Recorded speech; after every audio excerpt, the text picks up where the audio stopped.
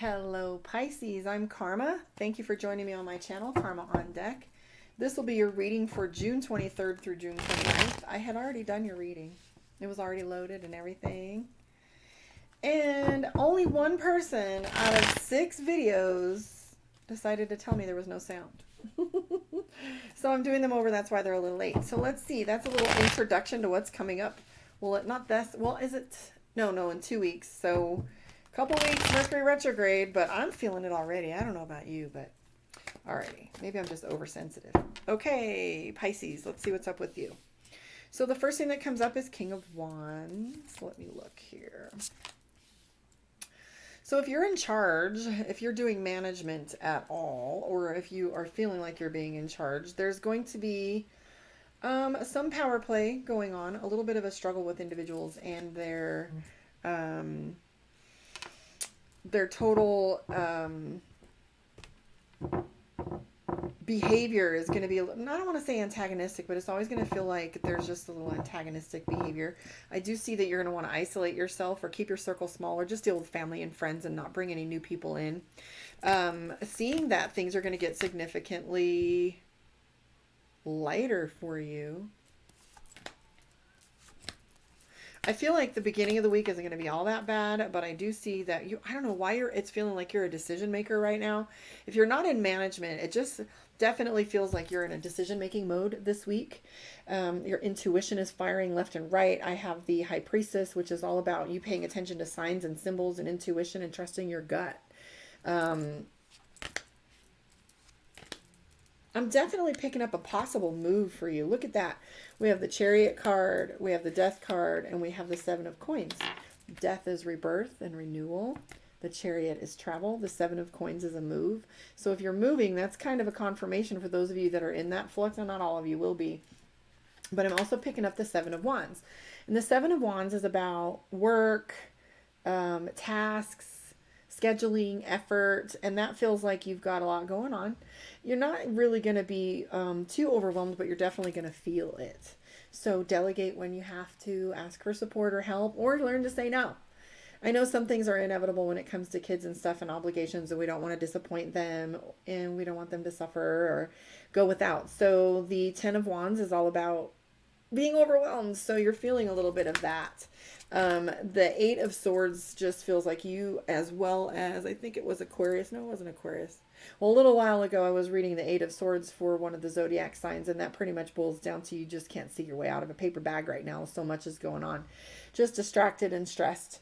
But trust yourself. Don't let it interfere with your health. Some of this can make you feel a little snappy, and I always say, let it out. Let it the fuck out. So if you're snappy, let it out.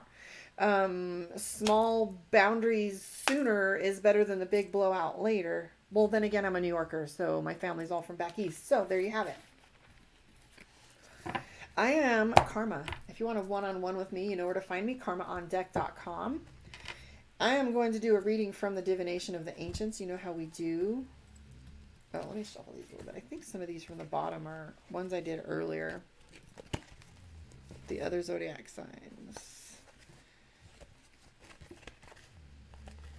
I think I did these ones. Okay. Yeah. We'll shuffle these.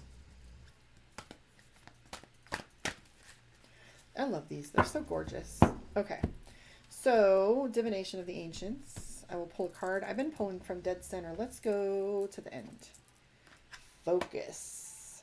So we just were talking about you having too many tasks going on. So it kind of is hard to focus. It's hard to, you've got tunnel vision, but at that one thing, but it's hard to take in all the other things that are happening. So it's hard to focus when you've got a bunch of things pulling you out of the other direction.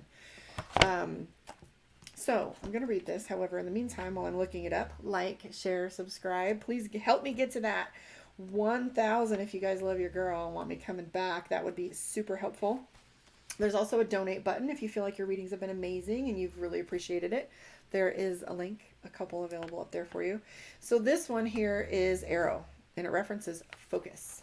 So it's saying Like the many arrows on this card, your mind is flitting in many directions and your thoughts are scattered. Like I was just saying, you've got a lot of things pulling you around, right? It says, however, you are being urged to bring some order into your life and make plans. The only way for you to achieve your dreams is by decluttering all those thoughts